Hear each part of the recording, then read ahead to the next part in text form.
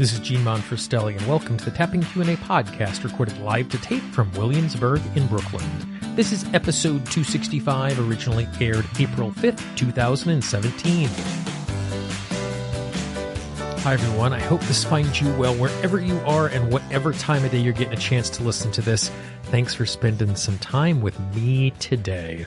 Today, we're going to have a conversation about how you can use tapping and EFT as part of your weight loss journey. Before we get into that, reminder, we have a free 10-part guide on how you can use tapping to eliminate self-sabotage. It comes every few days. You get another part. There are instructional audios, there's tap-along audios, there's scripts, there's written instruction, giving you a little piece at a time so that you can start making a transformation and start taking the actions that you want to take every single day. All you need to do is go to tappingqa.com, click on the big blue button. If you happen to be on the website right now, in the right-hand column up at the top, you'll see a big blue button there as well. It's absolutely free. We would love to start sending you that right away. We would also like to thank all of the supporters of the Tapping Q&A podcast. Careful listeners will notice that this part of the podcast sounds a little bit different. We're in the process of upgrading some of our equipment, and this is just the first step. Those supporters have helped to make that happen. We are also 75% of the way to start transcribing the podcasts on the website. If you'd like to support the podcast as well and get some really awesome free gifts for yourself, all you need to do is go to tappingqa.com/support. So today's conversation is with my friend Terran Leigh. Weight loss is not my expertise. I've worked with it. I've had some success with it, but it's not the thing that I spend my time with. And so at this point in my life, when I get an email from someone who is looking for a practitioner who they can work with when it comes to doing weight loss and weight release, Terran is always the first person I think of, and Terran is always the person I send them to. Because I get so many questions about weight loss and weight release, I thought this was a perfect time for us to have Terran on the podcast and have a conversation about how you can use tapping in dealing with the weight loss process, how you can use it to deal with cravings, and she shares a really nice exercise at the end of the interview on how you can use tapping to also deal with body issues. So here is my conversation with my friend Terran.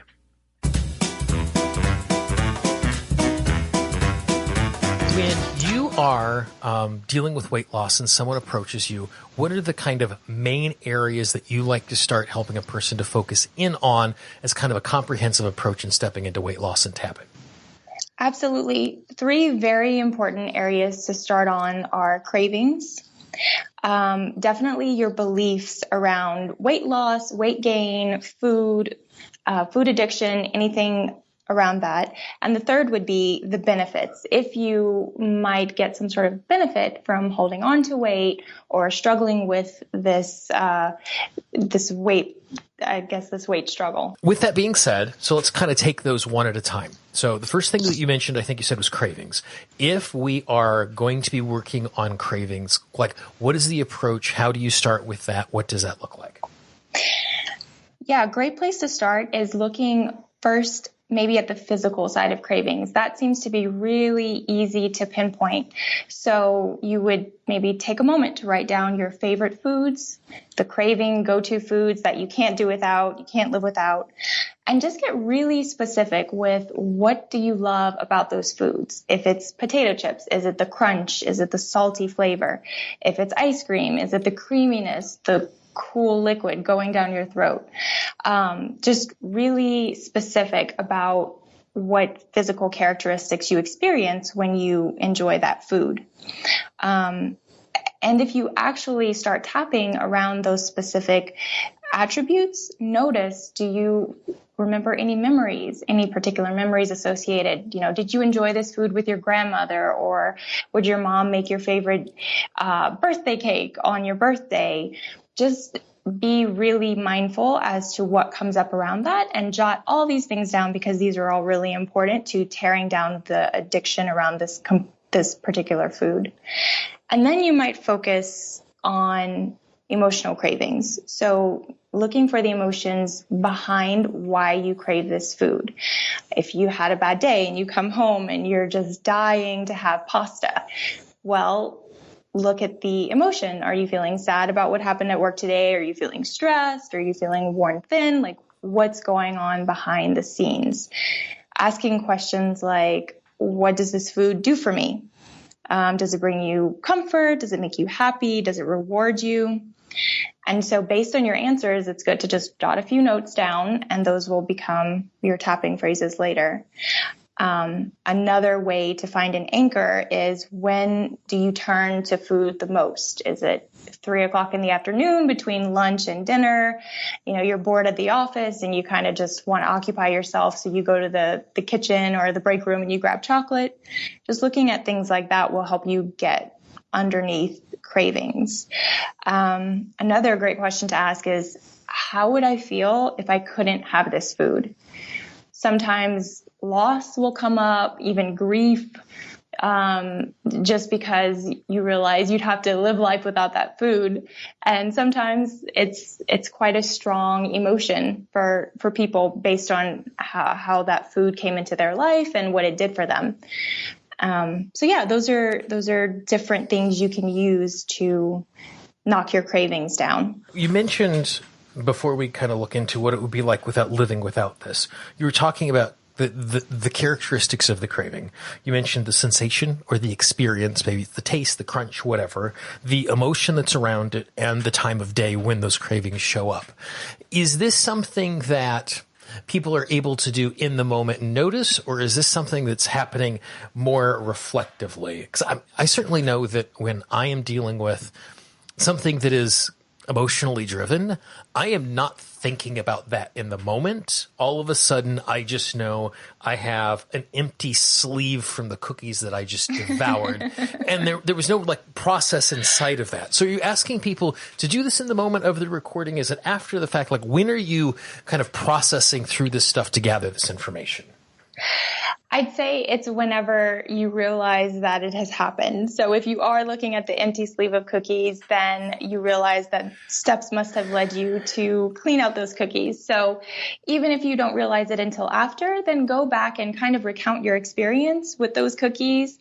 Maybe pay attention to what you were thinking about before you went for the cookies. Then go back and pay attention to, how you felt while you were eating the cookies, maybe what was going through your mind, and what kind of physical attributes you're enjoying while you eat these cookies. I think that in the beginning of any type of food journey, I'll call it, it's mostly unconscious, and you probably won't realize what has happened until after the fact. Sometimes maybe hours, maybe days, maybe longer. But as you tap through a lot of these cravings, you'll start to pick up on your cues. And when you have this thought, it might drive you to an action, and you'll go, oh, I know where this is going to lead. And so you might be able to tap in the moment. But if you don't realize it until after the cookies are gone, no problem. Just replay the whole incident and get really detailed, write these details down. And that's where you can start tapping. Okay, so now let's pretend I have this list of things, of details, and let's say it came home from work. I finished off the cookies and cream ice cream and a half a bottle of Malbec wine, because those are my two go-to emotional food combinations, and I have them together. And I recognize the fact it was from frustration of the day, not feeling heard at work. So I've named that as something that this craving is tied to. What then is the next step for tapping for that? What is the process once we've named what the underlying emotion is? Great. When you have your list in front of you, take a look at it, kind of go down your list, and you want to give each one of those items a rating. So you can use the SUD scale on a scale of 0 to 10, 0 being this is not very strong, and then 10 being this is extremely high for me. Give each of those items a rating. And if you're looking to knock something out more quickly, as we all are, definitely choose the one with the high rating, the 10 rating, and you start tapping on that. And what you want to do before you even start tapping is kind of read over your notes of your really high rated items and give yourself a moment to get into that state or into that trance, into that thing you do when you're experiencing this emotion or this food, whatever it may be. So for you, the cravings may be the higher rated item, or the frustration at not being heard might be the higher rated item. Whatever it is, just make sure you experience it and get it as high as you can before you start tapping, because then you'll knock it down quicker. Does that make sense? It does. And so what it sounds like is it's not the level of the sensation when I'm making the list, but putting myself back into the moment of the craving and feeling and trying to revivify and re-experience it back in the past and figure out what was strongest then, not necessarily what is strongest now. Is that right? Exactly. You want to put yourself back in the state and relive it as much as you possibly can and trigger yourself in any way. So yeah, the more you can kind of step backwards in time to when it happened and how you felt, the more powerful the results are. So in addition to the sensation and the craving and the time of day, I mean, I certainly can see at 3 o'clock cravings show up for me because that's just kind of a lull time and I'm looking for energy or looking for an excuse to get up. That seems pretty clear cut as what we're tapping for. You also mentioned to ask ourselves the question, what would happen if you couldn't have this food anymore? What information are you looking for when asking that question? And based on the information that we get, the emotional information we get as we imagine that, what then do we do with it? How do we tap for that? Well, I guess in my experience, it's been really interesting to tap around food. I've mostly worked with women, and so I'll speak for that particular group of people. It's been interesting to ask that question and to see what comes up. And a lot of times it's almost like they have a relationship with food, as if food is like a person or an entity in their life. And so without that food, it would bring up a lot of loneliness or sadness or loss or grief. And interestingly enough, underneath that, it would pull up maybe a memory of someone they lost in their life or an animal or a pet that they may have lost. So it wasn't really about the food. It was what was underneath the food. But asking yourself this question kind of helps you get at what is underneath the food craving. So based on that, whatever information would come up from asking yourself that question, that's what you would start tapping on. So if you do realize that it's actually kind of like experiencing a loss, which reminds you of when you lost your grandfather, years ago, then you would go straight to the underlying memory of losing your grandfather, and you would put that on your list and rate it, and it would probably be the strongest because it's what's underneath it all. It's the foundation. And you would start tapping on that sadness, that loss, that grief. And I guess one of the things I really appreciate in what you're sharing here, and I'm a huge proponent of this as well, is this idea of doing work with a piece of paper and a pencil in hand before we're doing tapping, only because, with the types of things that we're talking about here, the sense of loss and grief, multiple things could be showing up there very, very quickly. And by documenting it in this way, we're getting an opportunity to not lose that quick burst of insight that allows us to go back to it again and again and again. Absolutely. If there's one thing that's very obvious about working around food is it's extremely unconscious, and it all happens, in a moment, because you've probably been practicing it for years, but maybe didn't even realize it. So it's an autopilot type of mechanism. And so the more you document and the more you write down, not only the more you remember to tap on and the deeper you get to go, but you'll also be able to see how bad it was and how much you've improved, which is also sometimes a problem you'll see with clients. You have to remind them, but do you remember how hard it was for you to say no to that food, and look at how far you've come now? So because it's such a deeply unconscious behavior, the more you have written down, the more you can truly see how much you've taken apart and how far you've come. The second thing that you mentioned, these areas, you talked about beliefs. And when you were talking about beliefs as this thing that you go after, what are the types of beliefs that you were talking about when we're doing a weight loss process? Okay, well, you want to look at your history with weight loss, if you will. So maybe looking back to the last time you lost weight. Ask yourself, how easy or how hard was it for me to lose weight? Depending on if it was easy or if it was a struggle, you might have a belief that, oh, it's really hard to lose weight. And so that could actually get in your way as you were trying to lose weight this time. You might want to stop before you even start because you remember how much of a struggle it was last time. Another thing you could look at to find out about your belief is how long did you stay at your quote unquote happy weight, if you will? Were you able to keep it off for a while, or did it come right back on, and did you gain more weight?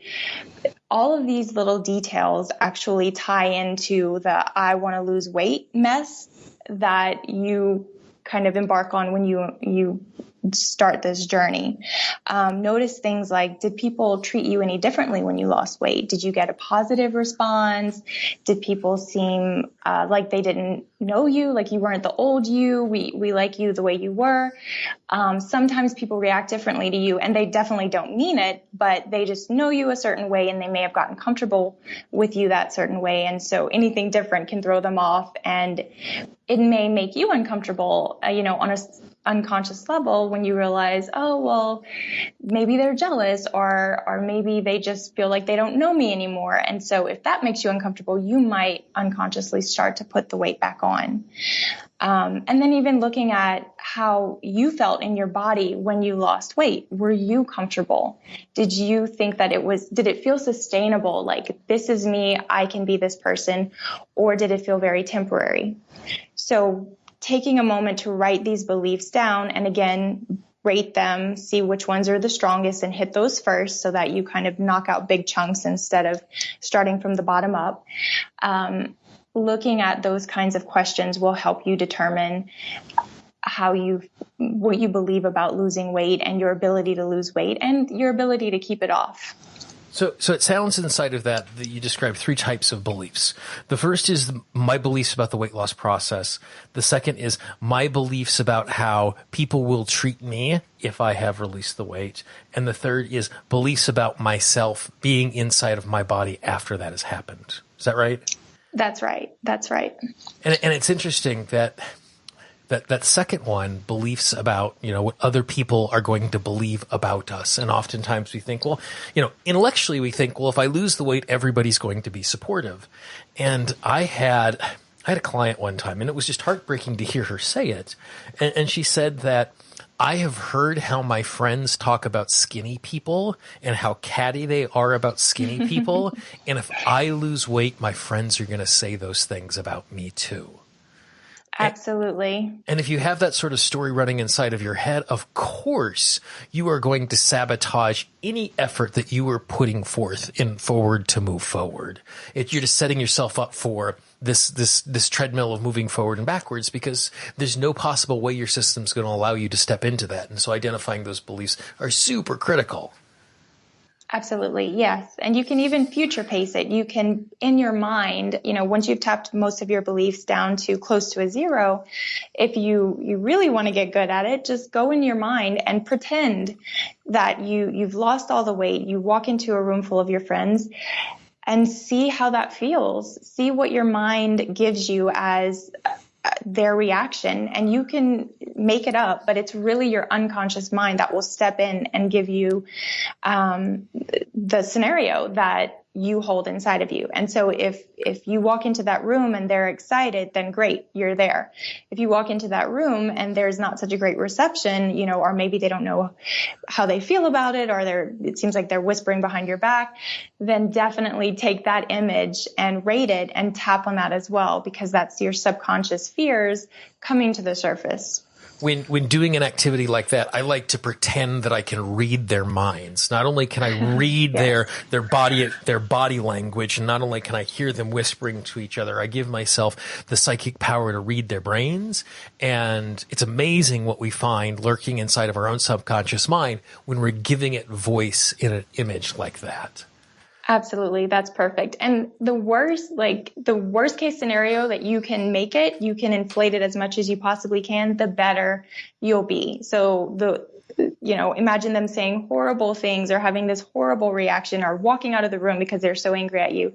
And once you tap through that and come to a place of peace, then you will come to a place of peace in your own life, and it'll be much easier to drop the weight because there's no fear behind it.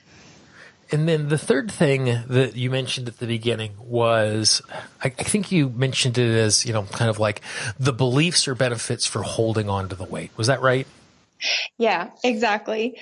So it might seem like a pretty weird question to think that weight could possibly benefit you. And I know the first time I heard it, I kind of laughed at it. But if you turn it around and you look at it, weight actually can benefit you. Now, not everybody will be able to relate to this, but certain people feel really protected with weight, maybe wanting to be more invisible. Weight gain actually serves to hide you and makes you feel a bit smaller and puts you in the background, emotionally speaking, of course. And so that could be a benefit to having extra weight. Ask yourself things like, does it help me to fit in? I discovered something about myself that completely blew my mind, because in my household, we never really talked about weight or weight loss or diets.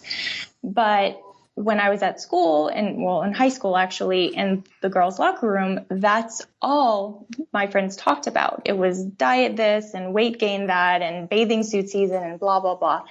And I didn't really relate to it because, as I said, we didn't really talk about that in my house. However, years later, when I started diving into what was behind my food addictions, I realized that on a subconscious level, being in that locker room and listening to what my girlfriends cared about, on a certain level, obviously I wanted to fit in.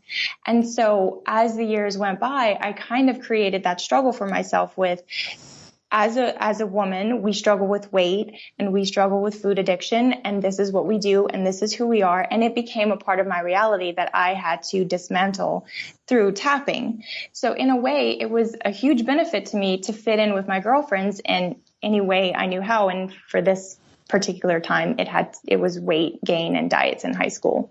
So that's just one story of how weight might benefit you. Could you think of any particular ways that makes it easier for us to kind of uncover what those beliefs are? Because if we're in a circumstance where it's not something that's super obvious that I'm going to be able to uncover, how do you go about trying to figure out what those beliefs and those stories are that are hanging in there? Well, I think that going inside your mind and imagining what you would be like without the weight, walking through life as your skinny, happy self at your happy weight, will bring up maybe fears or discomforts or ideas as to why you keep the weight on, and you flip those around, and those could be the benefits. In a number of these circumstances you've talked about, we're making lists, we're coming up with ideas, we're looking at these things, we're trying to step into it so that we can get as deep as we possibly can into that emotion so we can do some just real profound tapping with that emotion. Are there any tools or techniques that you use to help people trigger themselves faster or trigger themselves more deeply so that we can really bump into that emotion so you can do the profound healing work with that emotion? Absolutely. So when you're working with cravings, if you grab a giant plate or bowl full of your favorite food and you kind of just place it in front of you, and if you can't do it with real food right away because that's really difficult, imagine having that food in front of you but not touching it. And so that will start to bring up some of the emotions behind that craving. And then when you start tapping that down and you're feeling a bit braver, you might actually have the food in front of you, sitting there, feeling the cravings, but not really touching it. And then you can write down what you're going through, what you're experiencing, and start tapping that down. Also, a lot of people have a program where they have this belief that it's really wrong to waste food. And, we all heard the kids are starving in China, so finish your dinner phrase from our parents. And so take a plate of your favorite food and just walk over to the garbage can as though you're going to dump it in the garbage. Whether or not you actually do it, that's up to you. But a lot of times that will really, really trigger someone. And then you can sit down and start tapping on all of the emotions, thoughts, and memories that might be coming up for you. And as for body image and kind of working towards getting a healthier body image, there's a bit of a trick where you can just imagine that you're standing in front of the mirror You can imagine yourself fully clothed or completely naked, whatever, however deep you want to go that day. But your mind will automatically focus on those quote unquote problem areas. I don't like my thighs, or I can't stand my tummy, whatever it might be for you. And then you want to, with that, sit down, write your list. What's the body part that you immediately focused on that's a number 10, and start tapping that down. Or if you really want to dive in, you can actually stand in front of a mirror and face yourself and just start tapping on the parts of your body that you may not be as comfortable with as you'd like to be. Thank you very much for your time, Terran. I really appreciate it. Oh, thanks. It was a lot of fun. I hope you found that information useful. Terran does a great job. Like I said, whenever anybody comes to me with weight loss and weight release questions, I love sending them to her. If you'd more like information about Terran, all you need to do is go to tappingqandapodcast.com, click on the link for episode 265, and you will get all of Terran's information. Even if you are not on a weight loss journey, I'd really encourage you to go to Terran's website. She produces tap-along YouTube videos every single week, which I think are great. Some of them are weight and body image related, but a lot of them aren't, and they're absolutely free. They're a great way to start your day. There's an entire library of them there. She adds a new one every single week. tappingqandapodcast.com. Click on the link for episode 265. If you happen to be listening to this in the website, if you look down below the player, you'll see the link there. If you're listening to this in any sort of podcast app on your smartphone or your tablet, if you go into the show notes, you will find all of Terran's contact information there as well. If you have a question, if you have a comment, if you have a topic that you'd like to cover in the future, please let me know. You can do that a couple of ways. You can email me directly, Gene, Gene, at tappingqanda.com. If you're on the website Tapping Q&A, just click on the contact link up above. And if you were one of those amazing people who have the Tapping Q&A app, all you need to do is click the contact button inside of that. There you can send me an email. You can even leave me a voicemail from right inside of the app. If you'd like to get the app, go to tappingqandapodcast.com. You can get the Tapping Q&A podcast in Stitcher, in TuneIn, in iTunes, in the Google Music Play Store. We are still the number one podcast in the Google Music Play Store when it comes to EFT, because we are still the only podcast for EFT in the Google Music Play Store. If you know someone in your life who could use what we shared with you today, please be our ambassador. Don't spam your inbox. Don't send it to everybody in the world. But if you have a friend, if you have a loved one who could use this information, it would mean the world to me, and it will mean the world to them. Simply reach out. For the Tapping Q&A podcast, this is Gene Montrestelli. I hope you have a great day, and I will talk to you real soon. Bye-bye. The Tapping Q&A podcast is copyrighted Gene Montrestelli, Tapping Q&A 2016. All views expressed by guests are those of the guests and not necessarily of Gene Montrestelli or Tapping Q&A.